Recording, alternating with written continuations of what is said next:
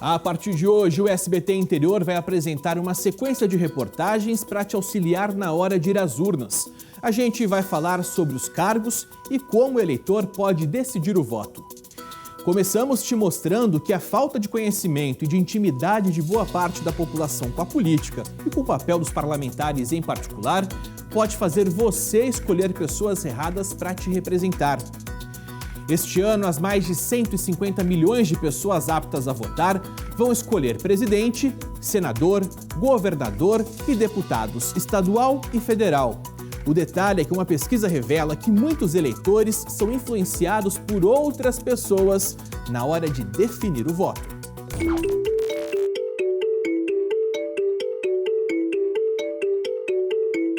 Em todo o país, são mais de 28 mil candidatos que se dividem para disputar os 5 cargos dessas eleições: presidente, governador, senador, além dos deputados federal e estadual. Só no estado de São Paulo são 3.620 candidatos, segundo o TSE. São 10 candidatos ao governo, 11 ao Senado, 1.540 disputam 70 vagas de deputado federal por São Paulo e outros 2.059 concorrem às 94 cadeiras para deputado estadual.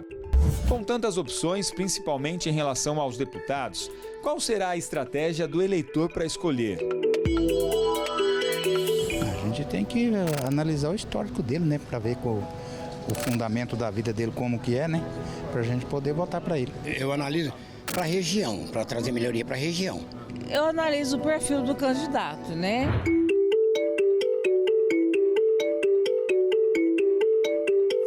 Mas nem todos os eleitores têm essa consciência na hora de definir os seus candidatos. Muitos acabam escolhendo só depois de terem sido influenciados pela opinião dos outros. Um levantamento feito por um instituto de pesquisa quis saber como os brasileiros escolhem os candidatos a deputado. O estudo revelou que quase metade dos eleitores ouvem a opinião de parentes para decidir o voto. 42% decidem baseado na opinião do seu candidato à presidência. 35% se deixam influenciar pela indicação dos colegas de trabalho. 25% levam em consideração a opinião de líderes religiosos.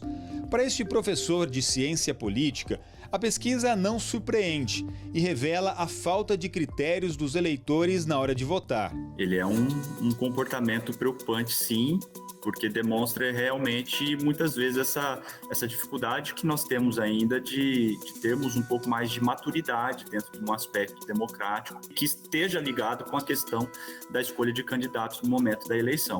E não só disso, né? A falta, muitas vezes, da fiscalização e do acompanhamento das atividades de quem foi escolhido, porque quando se tem uma escolha aleatória, muitas vezes, né, ou por indicações, etc., você perde o contato, porque na verdade você não entende exatamente qual é o propósito daquele cargo e muitas vezes nem das propostas daquele político. Então o acompanhamento também não acontece depois, o que é prejudicial para ver o desempenho desse candidato nas próximas eleições.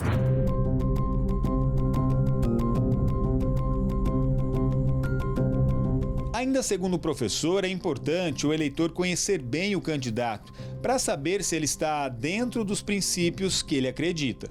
Acho que podem colocar pelo menos 3 requisitos importantes que a gente precisa analisar, especialmente quando se trata de deputado federal e estadual e a importância que ele tem dentro do cenário. A gente precisa olhar o histórico do candidato, a gente tem que verificar se há uma certa semelhança com aquilo que a gente compreende em termos de, talvez, ideologia, de pensamento, né, de bandeiras que são defendidas, se ele é um candidato, talvez, daquela região que possa trazer algum tipo de benefício para uma localidade específica.